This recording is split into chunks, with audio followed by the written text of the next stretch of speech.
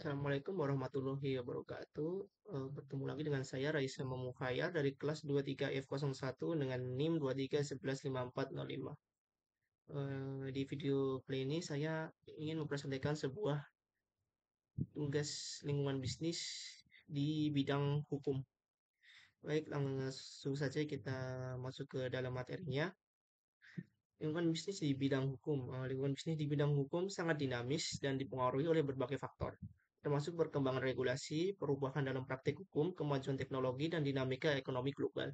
Hukum juga memainkan peran kunci dalam lingkungan bisnis dengan berbagai cara yang mempengaruhi bagaimana perusahaan beroperasi, berinteraksi dengan pelanggan, dan pesaing, serta menjalankan aktivitas mereka secara keseluruhan.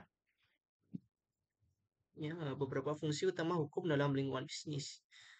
Fungsi utama hukum dalam lingkungan bisnis yaitu yang pertama ada regulasi bisnis, di mana regulasi bisnis itu hukum mengatur berbagai aspek operasional bisnis, termasuk pembentukan perusahaan, perizinan, pajak, perlindungan konsumen, tenaga kerja, lingkungan, dan kekayaan intelektual. Regulasi ini memastikan bahwa bisnis beroperasi dengan cara adil, aman, dan sesuai dengan kepentingan publik. Selanjutnya ada perlindungan hak dan kepentingan, di mana hukum memberikan kerangka kerja untuk melindungi hak dan kepentingan semua pihak yang terlibat dalam bisnis, termasuk pemegang saham, karyawan, konsumen, dan pesaing. Ini termasuk perlindungan terhadap kontrak, hak kekayaan intelektual, hak atas informasi, dan lain sebagainya. Selanjutnya ada penyelesaian sengketa, di mana hukum menyediakan mekanisme untuk menyelesaikan sengketa yang timbul dalam konteks bisnis, baik melalui negosiasi, mediasi, atau melalui sistem peradilan. Penyelesaian sengketa yang efektif membantu menjaga stabilitas dan kepercayaan dalam lingkungan bisnis. Selanjutnya ada mendorong inovasi dan investasi, di mana hukum memberikan insentif dan perlindungan bagi inovasi dan investasi bisnis melalui hak kekayaan intelektual, kontrak, regulasi pasar modal, dan pajak. Ini mendorong perusahaan untuk berinovasi, mengembangkan produksi dan layanan baru, serta memperluas operasi mereka. Selanjutnya ada kepatuhan dan tanggung jawab sosial. Hukum juga memaksa perusahaan untuk mematuhi standar etika, keberlanjutan, dan tanggung jawab sosial. Kepatuhan ini tidak hanya mempengaruhi resiko hukum, tetapi juga memperkuat reputasi perusahaan dan hubungannya dengan pemegang saham, konsumen, dan masyarakat secara umum.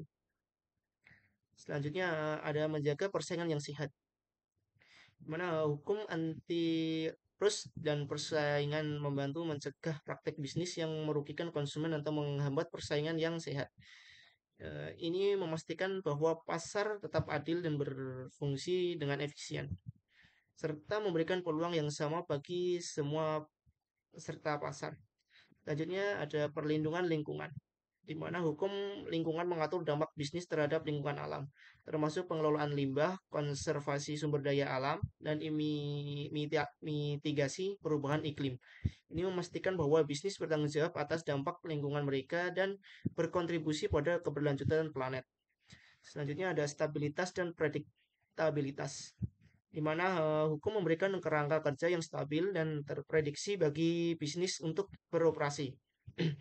Ini menciptakan kepastian hukum yang diperlukan bagi perusahaan untuk membuat keputusan investasi jangka panjang dan merencanakan pertumbuhan bisnis mereka.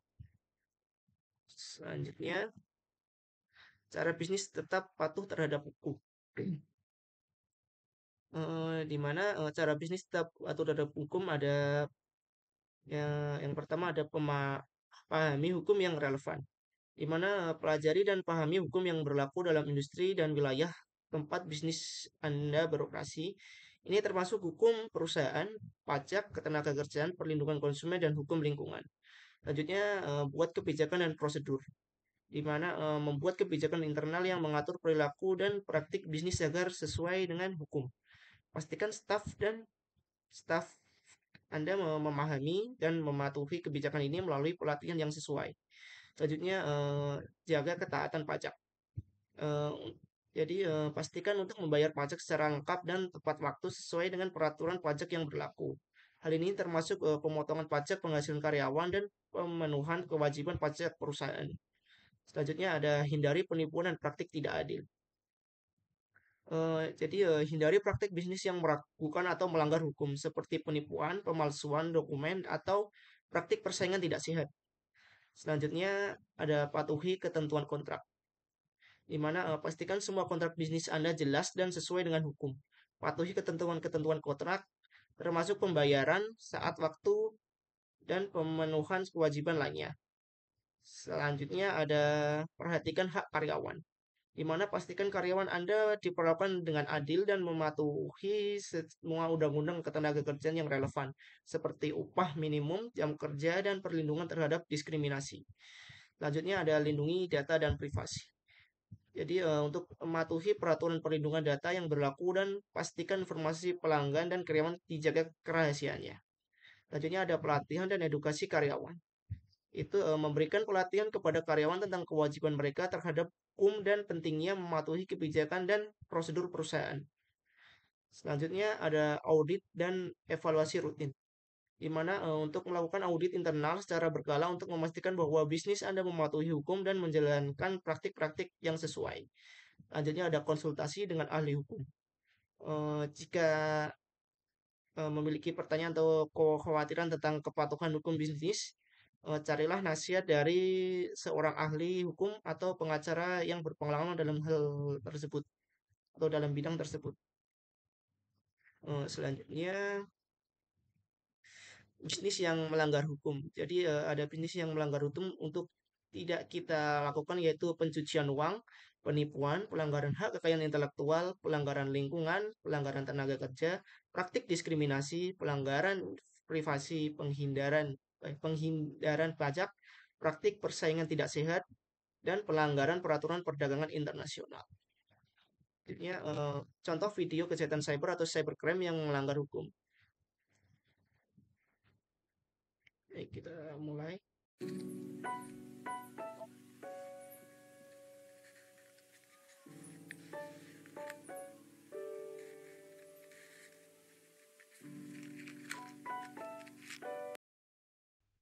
Jadi di video tersebut itu adalah sebuah peretasan situs web bisnis suatu perusahaan yang dimana dia meretas tanpa izin dan mengubah data-datanya sehingga dapat merugikan suatu perusahaan, di mana ini merupakan kejahatan cyber yang sudah melanggar hukum.